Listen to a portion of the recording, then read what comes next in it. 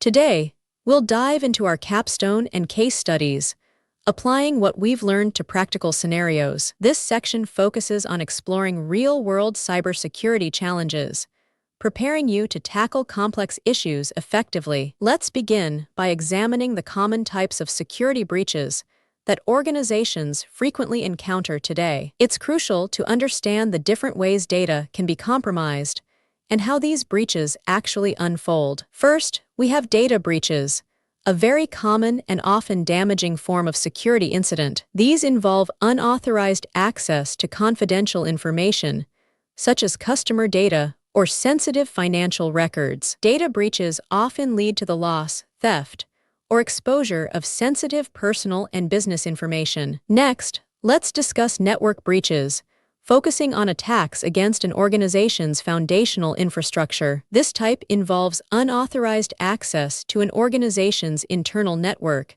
a critical security compromise. Attackers often exploit vulnerabilities or use compromised user credentials to gain unauthorized entry. Then, we explore application breaches, focusing on vulnerabilities within software applications themselves. These breaches involve exploiting inherent weaknesses found within various software applications to gain access. Such breaches allow unauthorized access to a system by leveraging specific application vulnerabilities. Finally, we examine insider threats, a significant and often complex risk originating from within an organization. These security incidents are caused by trusted individuals, such as employees or contractors. They can stem from intentional misuse of access or even unintentional sharing of sensitive data. Now, let's identify the 5 core causes that typically lead to these security breaches. Understanding these root causes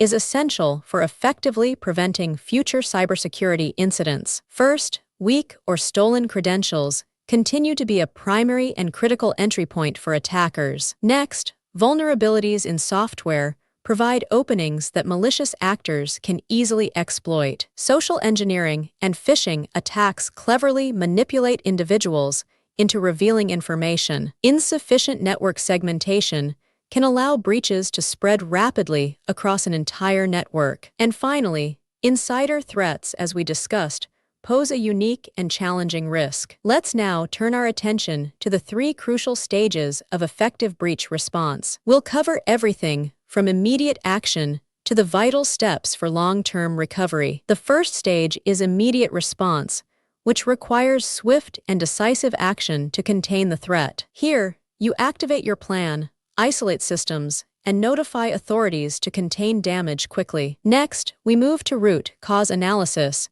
which is crucial for understanding exactly how the breach occurred. This involves forensics, log analysis, and assessing vulnerabilities to pinpoint the exploit. The final stage is recovery and remediation, focused on restoring and strengthening security. Restore from backups, patch vulnerabilities, update access, and enhance overall security measures for resilience. Now, let's distill 4 key lessons we can learn from past security breaches. These lessons are invaluable for building resilience and strengthening our defenses against future incidents. First, preventative measures are crucial for establishing a robust first line of defense. This means proactive defense, using regular patching, user training, and strong access controls. Secondly, continuous monitoring is vital for early detection of any suspicious activity. Implement real-time threat detection, using SIEM and behavioral analytics to identify breaches quickly. Third,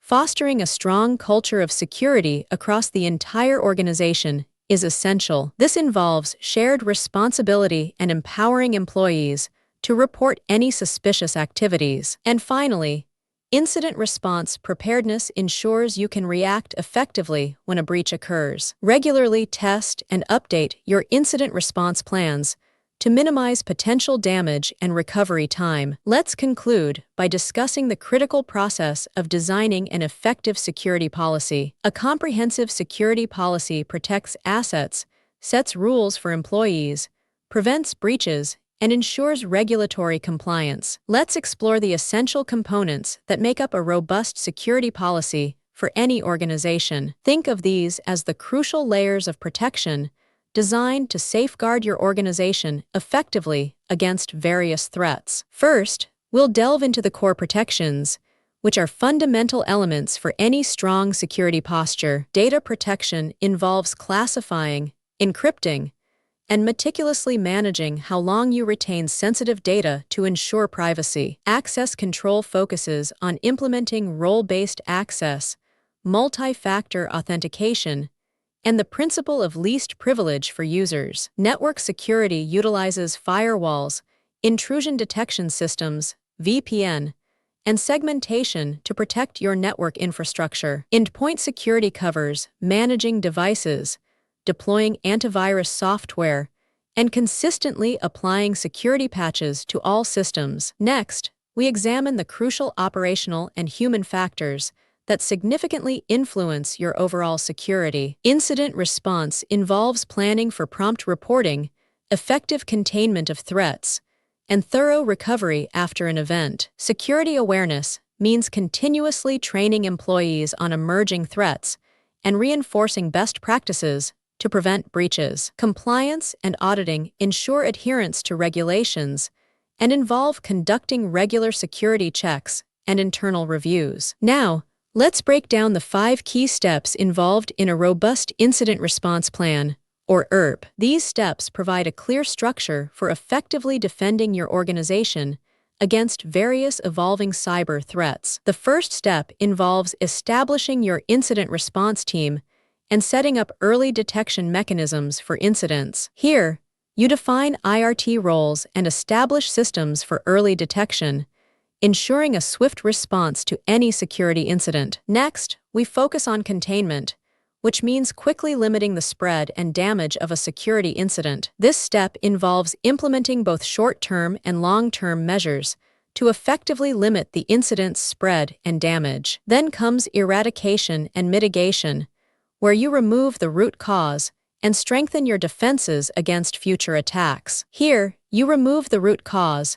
eliminate attack traces, and strengthen your defenses to prevent recurrence. The fourth step is recovery and restoration, focusing on getting your systems and data back online securely. Restore systems and data from secure backups, ensuring data integrity and a careful, gradual reintroduction of services. Finally, communication and post-analysis are crucial for learning from the incident and improving future responses. Manage communications, document all actions, and conduct post-incident reviews to continuously learn and enhance your security posture. Let's understand why cyber attack simulations are absolutely essential for strengthening an organization's security posture. These simulations are crucial for testing security measures against realistic threats, identifying gaps, and improving incident response coordination across teams. Now, let's explore some common cyber attack simulation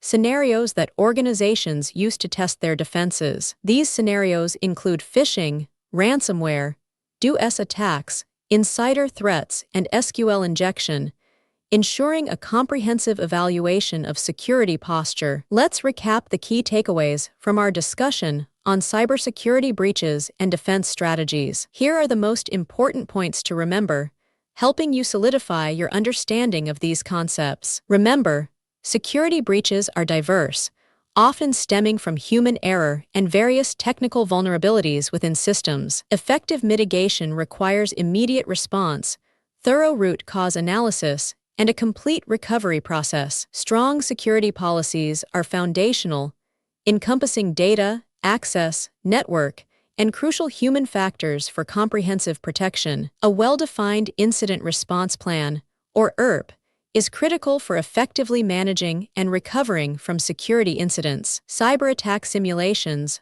are vital tools for testing defenses and significantly improving an organization's overall preparedness. Continuous learning, peer review, and reflection are essential for adapting to the ever-evolving landscape of cyber threats.